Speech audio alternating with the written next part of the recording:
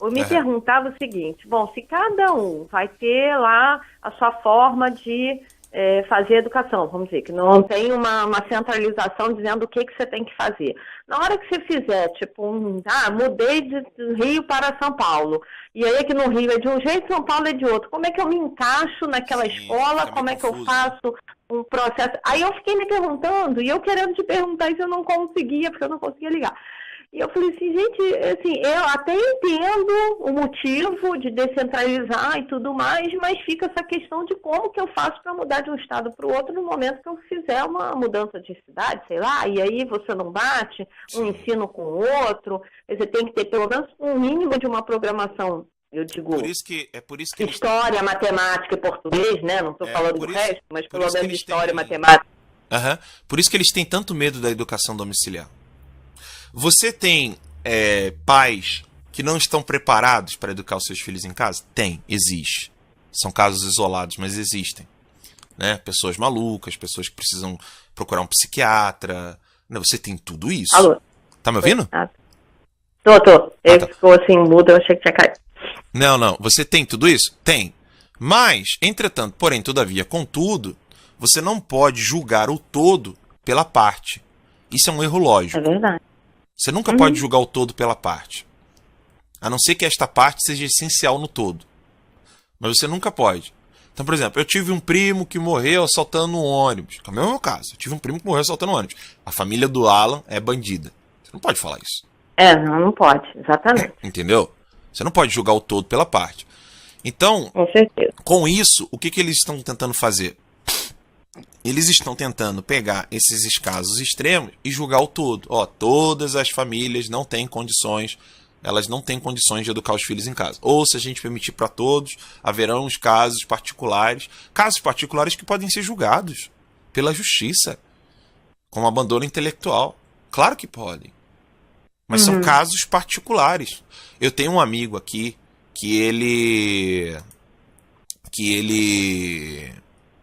começou a educar o filho em casa, minha esposa foi advogada do caso, e eles tentaram colocar o caso dele na justiça.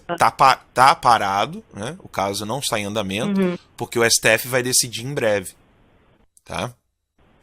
Que absurdo. Então, hoje, todos os pais podem educar os filhos em casa e não serão perseguidos. Imagina aquela família, eu não me lembro agora o nome, mas até já há bastante tempo, até porque as crianças cresceram, mas que eles viviam no barco e eles andavam o mundo inteiro, eles educavam as crianças, porque não tinha como, né? Eles resolveram morar no barco e eles viajavam o mundo inteiro.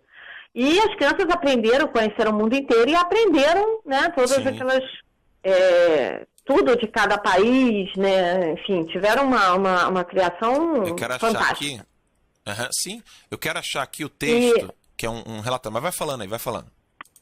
Não, e assim, não era isso. Agora, você imagina uma pessoa dessa ser julgada, né? Uma pessoa que fez, né? Nossa, quem é que você vê, qual criança que vai ter uma educação dessa, né? Uma educação muito mais abrangente, que vai muito além de português e matemática e além de tudo que eles ensinaram, né?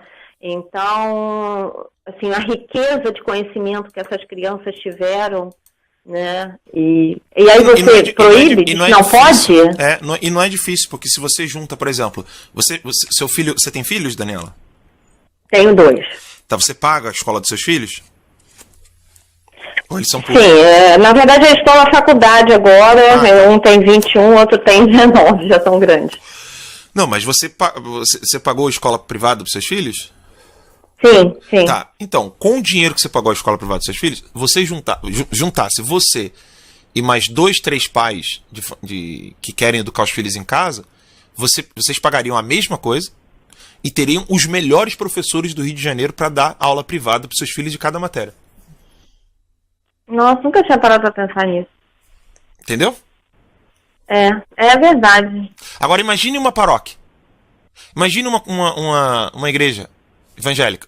Nossa, eu acho que uma igreja, igrejas, porque além delas darem a parte de ensino, eu vou falando só primeiro da parte de ensino, português, matemática, às vezes eles estarem essa parte, que também é muito boa, que eles dão muito bem, e dariam também aquele caminho religioso que é a base, né, do indivíduo para ser um bom ser humano. Então você imagina só, imagina numa paróquia ou numa comunidade evangélica, protestante e tal, o pessoal vai ali e fala assim, ó, vamos juntar dinheiro aqui para pagar os professores para dar o melhor salário, o melhor, tipo, pagar 3, 4 pau por mês, sabe? 3 mil, 4 mil, 5 mil por mês para cada professor.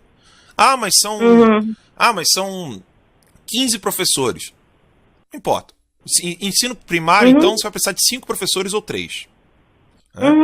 Se ensino secundário, você vai precisar de uns 10 professores.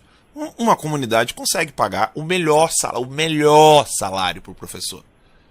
Entendeu? Mas não vai conseguir porque o MEC proíbe. Tem que dar a cartilha que o MEC está mandando. É verdade. Muita coisa tem que mudar. Eu quero só que vocês olhem para a tela aqui agora. Esse relatório aqui, eu vou colocar depois no site do Terça Livre para vocês. Origem e significado do Sistema Nacional de Educação. Isso aqui foi um parecer de grupos pró-vidas que fizeram um parecer para o Congresso, né, mostrando como o sistema educacional é um conceito novo na legislação educacional brasileira, não existia antes da emenda constitucional de 59, de 11 de novembro de 2009, que alterou o parágrafo 214 da Carta Magna, passando a ser assim redigido. Aí está aqui, a lei estabelecerá o Plano Nacional de Educação de duração decenal, com o objetivo de articular o Sistema Nacional de Educação em regime de colaboração e definir diretrizes, objetivos, metas e estratégias de implementação para assegurar a manutenção e o desenvolvimento do ensino em seus diversos níveis, etapas e modalidades. Aqui, eu quero só que vocês prestem atenção neste parágrafo aqui. Ó. Em 1931, Getúlio Vargas dirigiu-se pessoalmente à Conferência Nacional da Educação, promovida pela Associação Brasileira de Educação, que estava se reunindo no Rio de Janeiro, no Palácio Tiradentes, ali no Catete. Tá? O presidente fez um apelo aos educadores no sentido de que estes mostrassem o caminho para reconstruir o edifício da educação no Brasil. Os educadores apresentaram, então, em 1932, o documento que veio a ser chamado Manifesto dos Pioneiros da Educação. Isso aqui é um tratado comunista de educação. Comunista, fascista, tudo que vocês possam imaginar. É esse Manifesto dos Pioneiros da Educação. Leiam este Manifesto dos Pioneiros da Educação. Leiam.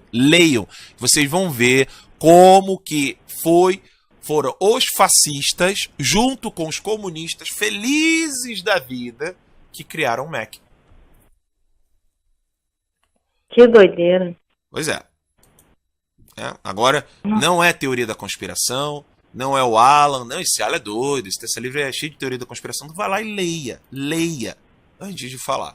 O pessoal vai ler agora, antes de abrir a boca, leia, e vocês vão ver que não tem nada de teoria da conspiração.